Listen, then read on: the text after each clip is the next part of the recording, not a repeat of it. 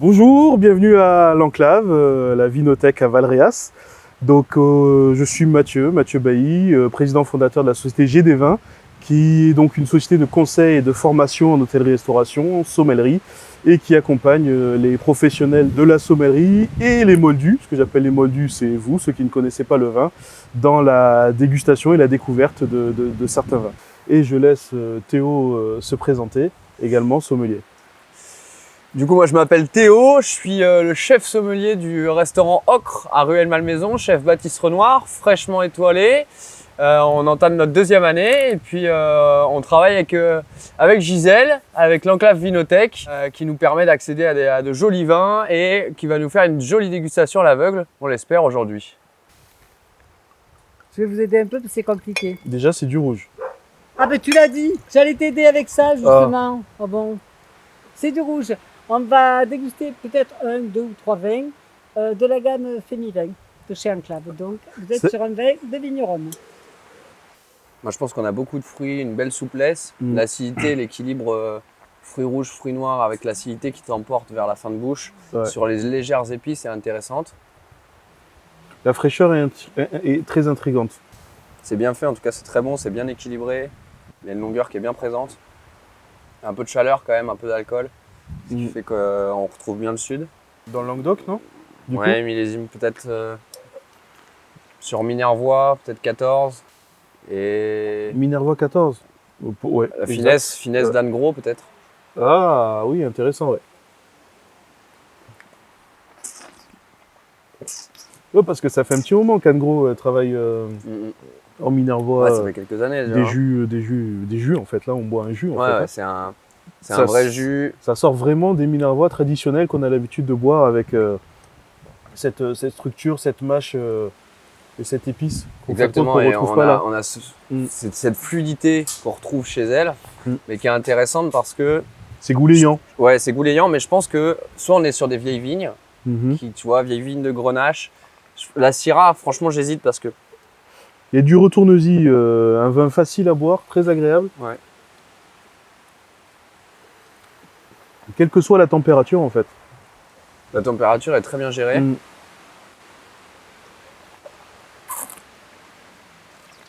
Beaucoup de fraîcheur.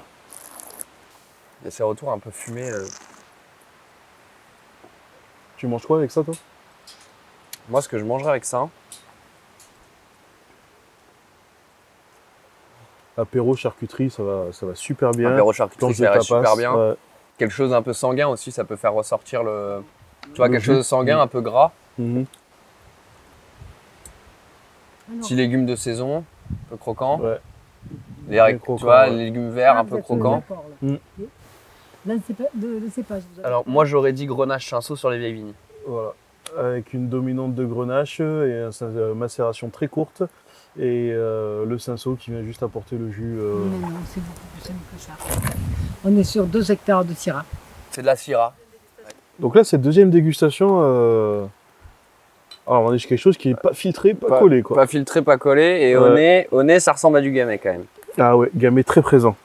Le gamay appelle parce qu'on a ce côté très fraise au départ, mais le pinot noir peut avoir ce côté-là parce qu'il y a un peu de profondeur aussi sur le nez, quoi. La différence entre le gamay et le pinot que je peux ressentir dans ce vin, je te dirais que c'est du gamay, oui, parce que, comme tu as dit, le côté fruits rouges, fraises, framboises à fond. Et je dirais gamay non, parce qu'on n'a pas ce réduit qui tire sur le poivron et qui ressort le côté alcooleux. Donc, je te rejoins sur le pinot noir, mais sans grande conviction. Mais on est dans ce coin-là de la France. Après, c'est pas une mondeuse parce que... C'est quoi ce coin-là de la France? Nous, le Nord Beaujolais, Sud Bourguignon. On est sur un gamay. On est sur un gamay. Mais je suis pas sûr qu'on soit sur un gamay du Beaujolais quand même. Et je suis pas certain d'être un gamay sur un gamay bourguignon. On est sur un gamay du Beaujolais. Ouais. Pas filtré. Il y a très très peu de sulfite. Ça, tu sens, il n'y a rien sur les gencives. Donc, des grosses macérations. Ouais, grosse macération. Vraiment ce côté fruit. Le millésime, moi je dirais peut-être... Je suis sur 17. Moi. Ouais, moi je dirais 16, tu vois. 16 ou alors ou alors c'est un piège, et ça c'est 20. C'est Ah. 19. Ah, c'est la concentration qui fait que ça peut être 19. 19. Bon, on est sur un cru du Beaujolais. Hein. Vous Ah. avez trouvé. On est sur un cru. Ouais. Un moulin. Oui. Ouais. Ouais, c'est moulin à vent. Moulin avant, ouais. Et qui fait du moulin à vent en demoiselle là-bas? On sait pas. Bon. Est-ce qu'on peut savoir? Mais oui, vous allez tout savoir. Attends, Elisa attends. Guérin. Ah, Elisa. Et Elisa. c'est fin. Hein. Ah ouais, c'est une belle découverte, tu vois. Parce C'est très que- fin ça, c'est bon. Hein. Mm. Vous voyez, un clave Vinothèque. Elle a sous le pied quand De même. la Hein. découverte et des valeurs sûres. Même à l'aveugle. Alors, on attaque la troisième dégustation. On est sur un blanc. Quel talent.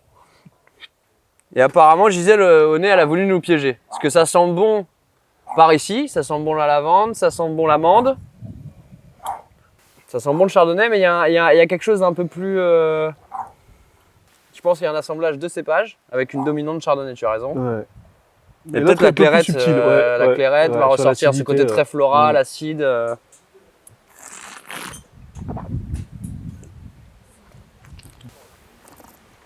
Il y a quelque chose d'assez chargé en bouche, lourd, On retrouve mais bien pas ce côté. péjoratif. Non, on retrouve bien ce côté légèrement beurré en fin de bouche, tu vois, Mm. qui te tapisse le palais sur le chardonnay. Et la clairette, c'est vraiment une entrée de bouche légèrement épicée, acide, Qui a florale. apporté une structure, ça sur un accord mets et vin, assez complexe, ça passe bien. Tu vois, une Tu petite vois, volaille aux écrevisses, ouais, avec ça. une bisque, Alors ça, une tu bisque vois, moi, bien crémée. ça, tu vois, moi, en accord avec le chèvre, ça peut être sympa, tu vois, toujours. Ce Mhm. côté un peu gras, tu accompagnes, mais l'acidité vient casser le côté gourmand. Après, c'est un truc que tu peux mettre aussi sur, tu as raison, des viandes blanches, des Ouais. volailles. Même une viande maturée. Hein. Une viande maturée, bien travaillée, bien croûtée. Il y a moyen d'apporter, en fait, sur une viande rouge, d'apporter la structure d'un vin Exactement, rouge tout qu'on à fait, retrouve ouais. en blanc. Exactement. Mm. Donc ça, tu vois, par exemple, sur un agneau. Un agneau laissé un peu gras, taillé finement, pas trop cuit. Mm. Ça peut bien marcher. Mais il faut du caractère sur le produit. Il faut du caractère, il faut un peu de puissance sur la sauce quand même. Même sur un dessert, ça peut marcher. Un dessert coco, Exotique. vanille, Non, la pêche. Même pêche. même ouais. pêche, tu as raison. Même ouais. pêche, ouais. Même pêche, Mhm. rôti au four. Chardonnay clairac. Mais c'est très Mais agréable. dominante chardonnay Dominant quand même. chardonnay, ouais. Je sais pas ce que vous en Vous avez pensez. gagné. C'est ça? Alors, c'est le Clos Saint-Antonin. Vous dites tout. Dis-nous tout. C'est la sœur de Christophe Sabon du domaine de la Janasse, Isabelle Sabon. Ça bon. Ben voilà. Bah c'est bon, hein. Bah, évidemment. Moi je trouve ça bon. C'est bon, moi je le veux.